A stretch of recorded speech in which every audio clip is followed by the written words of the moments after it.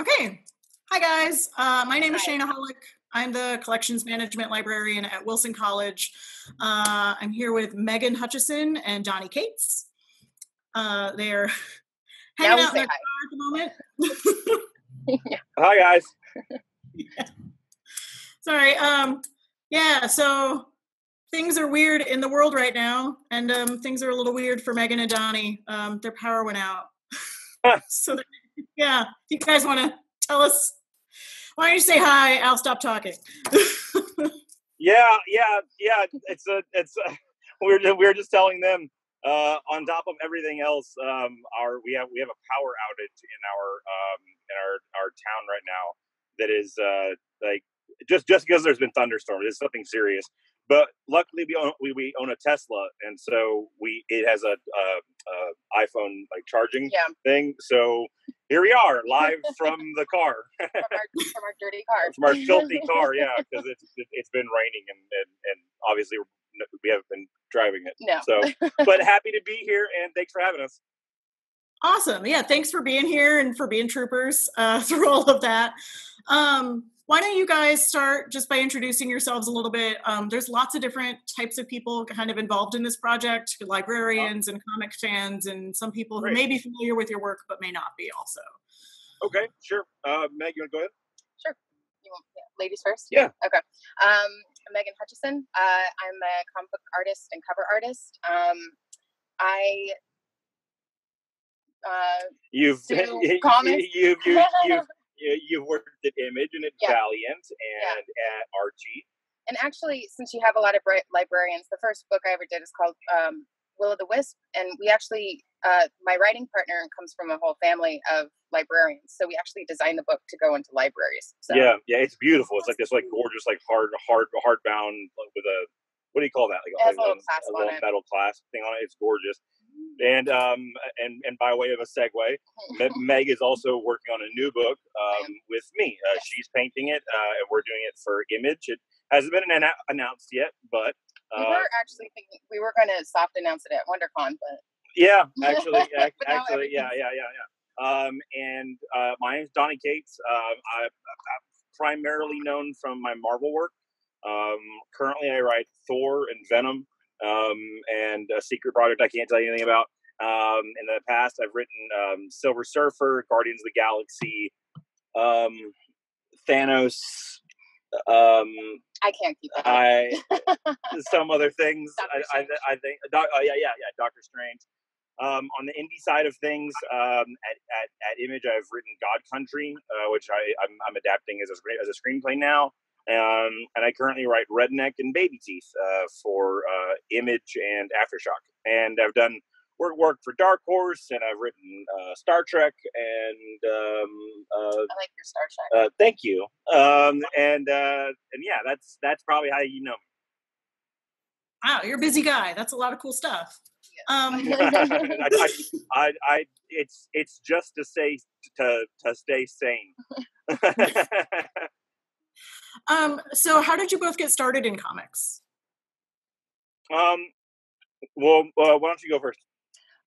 So I always wanted to work in comics. I always wanted to be an artist, a comic book artist, ever since I was a kid. But my style, if anyone's seen my style, it's kind of different. And like, growing up in the 90s, like there was kind of like the 90s style. So I kind of gave up on that dream. And I actually ended up going to film school. So I was an art director for movies and commercials and TV for almost 15 years. And I developed my first book with my writing partner, who was a production designer I used to work with. And we actually ended up doing a movie with Ed Brubaker. And we pitched it to him, and he was like, I love it. And so we put a pitch together, and he introduced us to a couple people, and we got picked up. So I slowly phased out of doing movies. I still do like custom illustrations and stuff. Like I've done work for like Key and Peele. I just did a bunch of work for a new Netflix show that's coming out.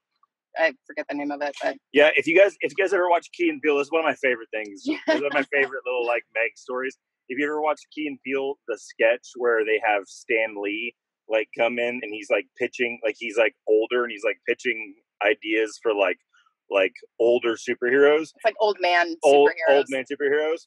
And he's like showing drawings. Meg did all those drawings. That's Meg's art on that episode. So they have been touched by Key and Peele. Yeah. So like Meg's actually Meg had a huge, like really cool career in movies before she ever came over to the right side of the world to make books. I much prefer it. But in a nice twist of fate, now we're developing comics that he and I are working on. We're developing back into TV shows and movies and stuff. So and circles around.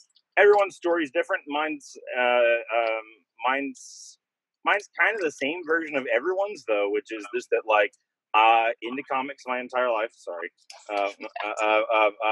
into comics my entire life. Obviously, I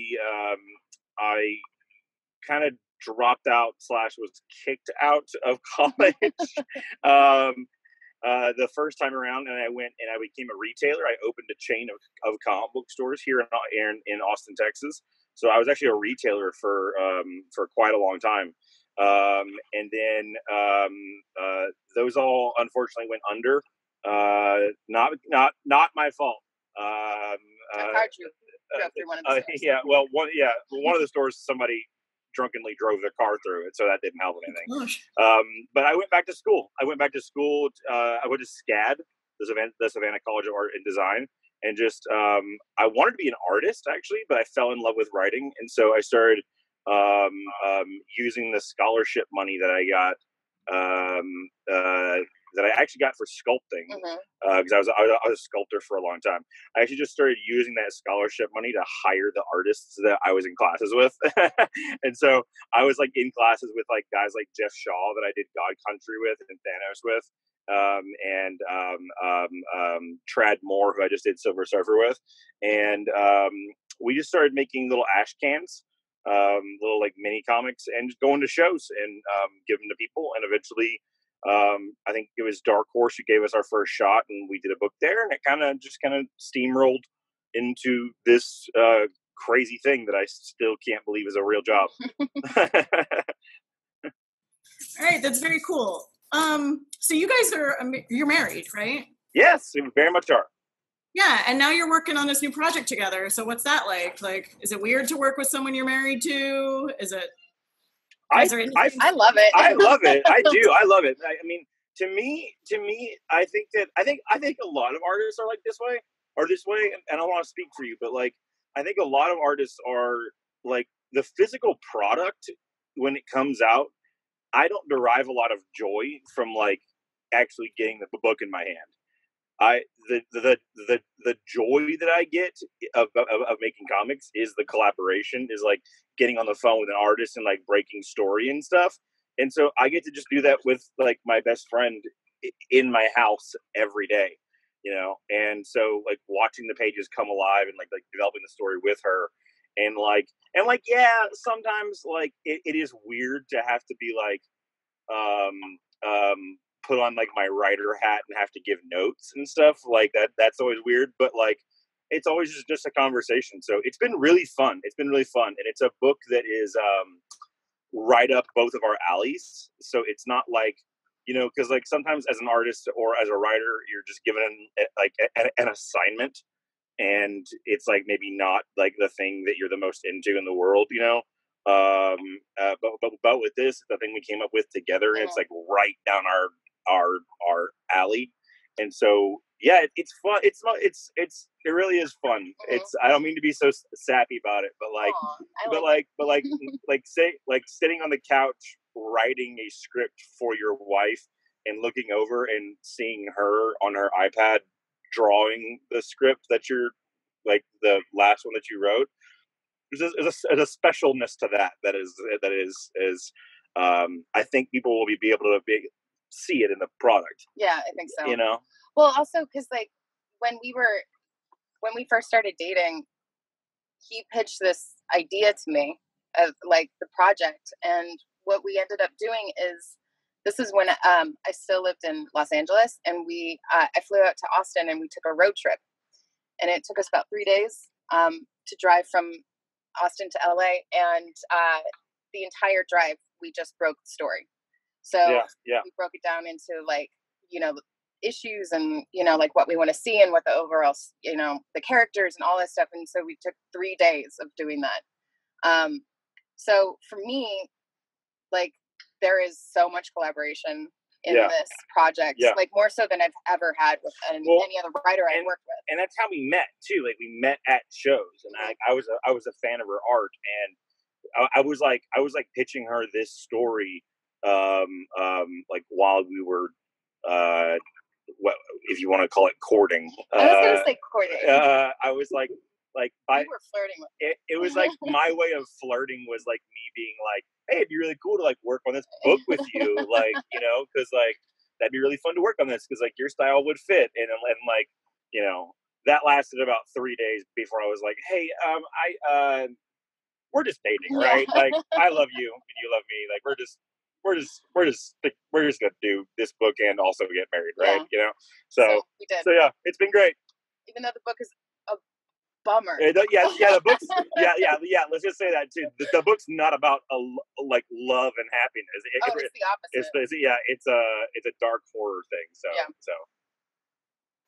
So that kind of leads me to my next question, which is like what's the most challenging project you think you've worked on, or like which one do you feel like you really learned the most through working on it, whether it's this project or something in the past? For me, it's definitely this project because I've had like the highest stake in it. I mean, that sounds like degrading towards the other books that I've worked on, but but it's not supposed to be. But I think it's more so because we did, you know, kind of build this together, and you know, so I have a very vested interest in this, and also working with him. I kind of really feel like I have to like really step up my game. Yeah, do the stakes feel higher? Huh? Do the stakes feel a little higher in this project? Yeah, because it really sounds like a labor of love almost, you know, like. Well, it very much is. Yeah. It very much is, and she's being scared for no reason whatsoever. She's doing fucking amazing. I'm sorry. Am I allowed to cuss on this? Is that? I'm fine with it, and I will assume all right. I'll try to keep it at a minimum. It's amazing. Her work's incredible, and we can't wait to share it. Thank you. For me, I got to be honest. As far as like what's the most challenging and like what's the thing I learned from, every single book that I have ever started, I am convinced that I have forgotten how to write. Like I open it up and I'm like, okay, I'm writing Thanos, and then I sit down and I look at it and I go, I don't know how to do this. I've forgotten how to write. I don't know how to do this. That was me yesterday. That was me yesterday. Like there's just days that I wake up when I'm like starting a new product and I'm like, well, it's happened again. I have completely forgotten how to do my job. I have no idea how to do it. And then in that way, every book is different and every book has its own challenges. That every book has its own way that it needs to be told. And so every book I learn something new, you know, and like working with different artists, you learn new things. Like with a guy like Tradd Moore, who I did Silver Surfer Black with, you know, Trad's style is so psychedelic and so out of there. And his design sense is so powerful that what I had to learn on that one was to just get the hell out of his way, you know, and just like put my captions in there and what I want to say, but like don't give Trad panel descriptions, like you know, let him make his page move the way that he wants to, and like who the hell am I to try and tell Trad Moore how to do an action scene? So you learn new things on every new project for me. Oh, that's really cool. So we're in the middle of a global pandemic, of course. You know, I can't not acknowledge the times that we're living in. Is anything about your routines? I mean, I don't know if you're staying at home more now or what you're doing. Has anything changed about your work process to try to keep calm and productive while the world is on fire, so to speak? Well, you know, fortunately, we are in careers that we've always worked from home. Yeah. it hasn't changed, honestly, that much for me. It can sometimes be a bummer that we like, if we wanted to go and get to dinner with our friends, we can't, like, that part sucks. But we started like a live stream that we do every Saturday, where We're doing a book club. we do a book club, where we basically, it's called the Devil's Advocates, like Kate's like my last name, book club. We do it every Saturday, and the idea behind it is I read an independent book, and she reads a big two, like Marvel DC book, because that's kind of like I'm known as the big two guy and she's known as the indie chick, and so we switch, right? We do a book club, but the entire point of it is twofold. One is that we can talk to our fans and we can kind of all hang out, and like not feel so alone. And the other thing too is we pick books that you can get from libraries, that you can order, that are like still in print. It's never new stuff. It's like older stuff that you can still get from like comic book shops that are shipping and stuff like that. And then at the end of every show, I direct people to my Twitter, where I have an ongoing list of places that are shipping. And if I keep my Twitter open like that, so people, if they say like, "Hey, I'm having trouble finding a copy of this. I really want to read this," I try my damnedest to signal boost that and say, "Hey, is there anyone out there who has a copy of this, either from a library or from a comic book shop, that can ship this or whatever to do that?" So we've been doing that. That's been really helpful for us to like have that interaction. Other than that, though, like, I'm still working. She's still working. She's drawing every day. I'm writing every day. Marvel's not making comics. Like, Marvel hasn't stopped making comics, and so even though I could use a break, I still have deadlines like crazy. I'm still making all my image books. I'm still making, I got a couple of TV show things and film things that are still going. So in that way, no, like it hasn't really changed. And it's actually having the work, like the amount of work that I do, keeps me sane.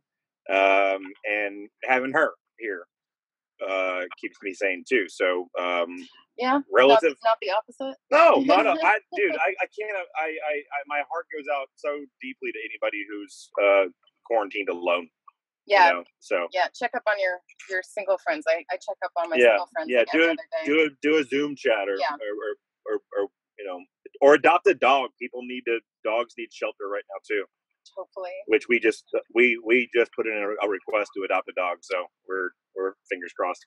Oh, I was just going to ask if you have any furry coworkers hanging out with you. We have a cat, a very smartly dumb cat. We have a cat that is very smart, in so much as knows exactly when our working schedules are, and knows that that's when we apparently need hugs with murder hugs. Yeah, and to lay and sleep on laptops. So that's always very, very nice.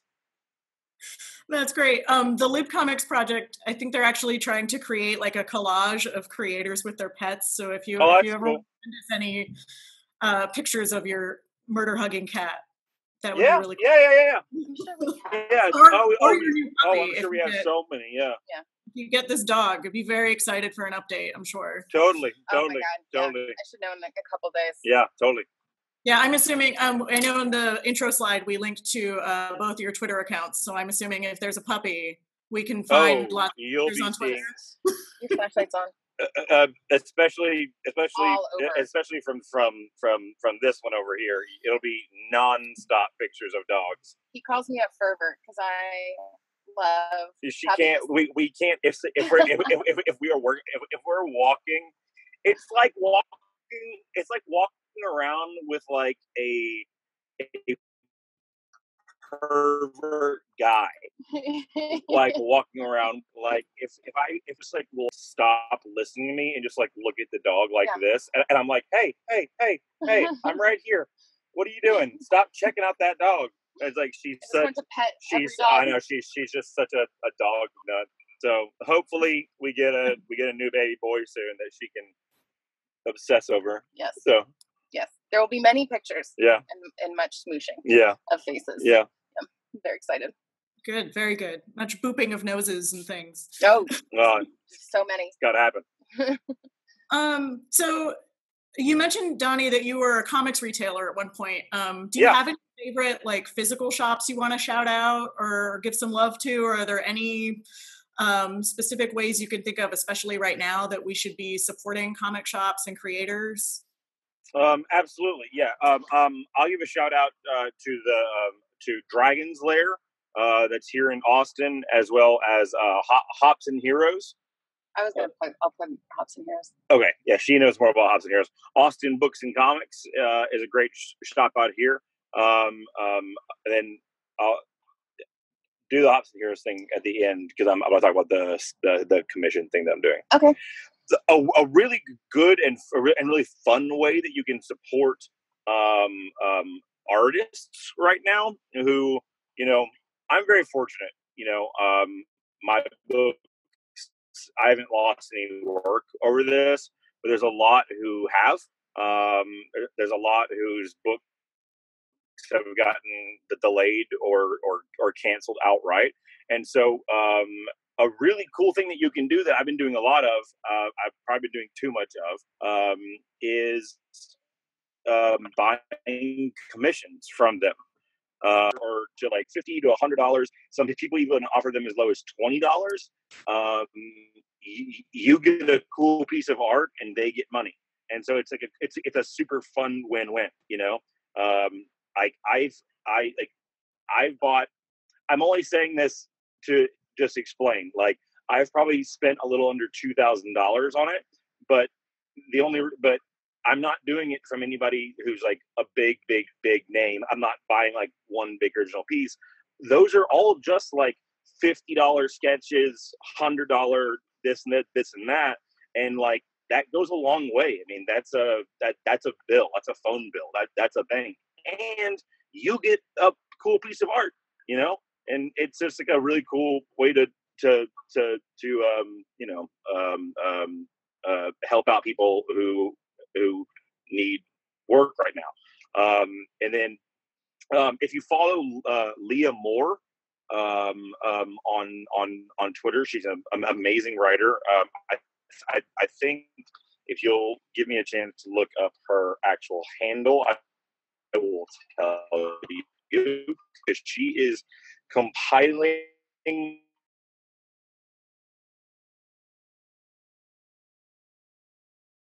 a huge list of she's been just going into like crazy like Leslie Knope like Parks and Rec like organizing mode, where she is trying to find every comic book store out there that will still ship you comics or does like curbside pickup. So again, her name is Leah Williams. It's Leah. To write this down is at my monsters. My monster is she. Yeah. My monster is she. So my MYSCHIC. So if you just look here up, you'll find it. She is she has been going doing just an incredible job of putting together this like kind of as all encompassing version of this as we can, because data is kind of hard to send you and ship you comics. And if anybody has a hard time finding that or anything, just tweet at her or tweet at me, and I'll point you in the right direction. And then there's another shop in town called Hutchison Heroes that is in Austin. Yeah. That is run by my friend Shannon, who actually also runs our social media, because she's amazing. And it's a nonprofit, and they also ship countrywide as well. But it's a nonprofit, and all the proceeds go to offering scholarships for kids from low-income areas that want to go to school for either writing or art. So they do really, really good work. And yeah, same thing. They do curbside, they do shipping. And then what we're starting to do is we have merch for the Devil's Advocates. Yeah. So what we're doing is all the profits from all of our merch sales are going, they're going to go in a pool, and I'm setting up a system with Heroes Initiative, which I'm on the board of.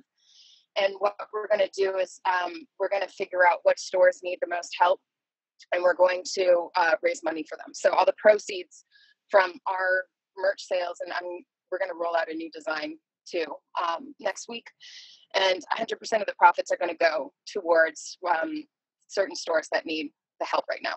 So we're just trying to keep it alive. The nice thing about comics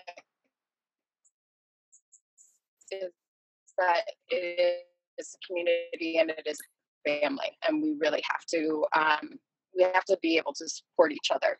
Yeah. Leah, she's gonna send me that website. I retweeted it a month ago, and I can't find it right now. Yeah.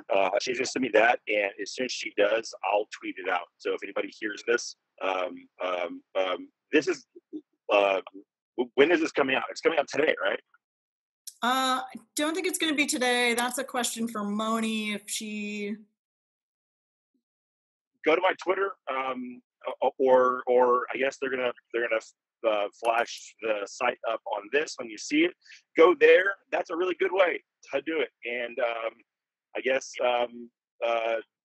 yeah, that's I was going to say something else. Yeah, I'm probably also she was just telling you about our store, and we're going to be making some cool new merch. And we're trying to figure out what the best way to kind of distribute that the money that shops need and how to get it to them and stuff like that. I'll probably also be doing some auctioning I have a lot of original art from books that I've written and stuff that I frankly don't need, and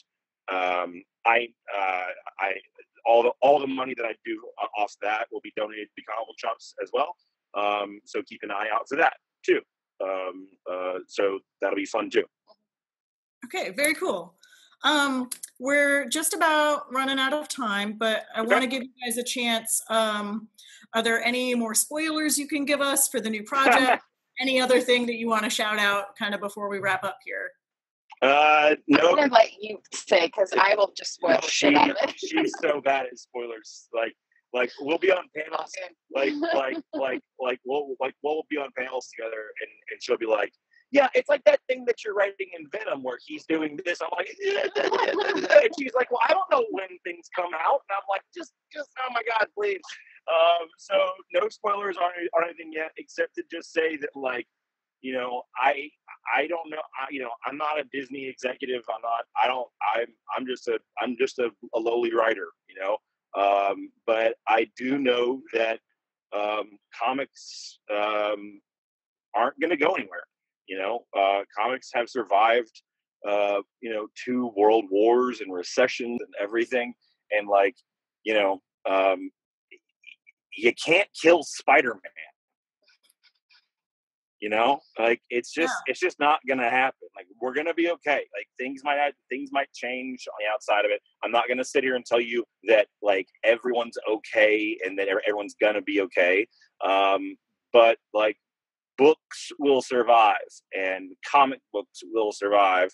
So there's my spoiler for that. And then what was your other question besides the spoiler thing? Just if you had any last words or any last shout outs you wanted to give before we wrap up. Oh, sure. I guess just come and watch our live stream on Saturdays. We do it at 6:00. Yeah, and we're Central Time. We're Central Time, so we're in Texas, so that's 6 Central. Yeah. Again, it's a YouTube channel. It's the Devil's Advocates Book Club. Mm-hmm. And we're not Satan worshipers, although everyone thinks that we are for whatever reason. That's it just sounded like a cool pun name with my last name. being Kate's or whatever. Anyway, so that would help us out a lot if people would come and subscribe. Other than that, I am on Twitter at Donnie Gates. And I'm on Twitter at BlackEM_art. And come and find us there. And we'll be there. And hopefully the next time that we do this, we'll do it all in a big room where we can hang out and talk. Yeah, it'd be great. Thank you guys so much for taking the time. And I hope your power comes back in your neighborhood. Oh soon. God, it's so out. It'd be nice. Yeah. We need the internet. Yeah. Even under the circumstances, you guys have been real troopers. This is great. Thank you so much. No worries. Our pleasure. Absolute pleasure. It was a lot of fun to talk to you both, and I can't wait to see this new project coming out from Image. It'll be really cool. Well, thank you guys for having us and for putting up with us having to do it from a car. But there is a kind of like drive-in theater vibe to it that I'm not mad at. It is. It's definitely something different. So yeah. You know, that was awesome. Thank you guys. Yeah, thank you guys so much.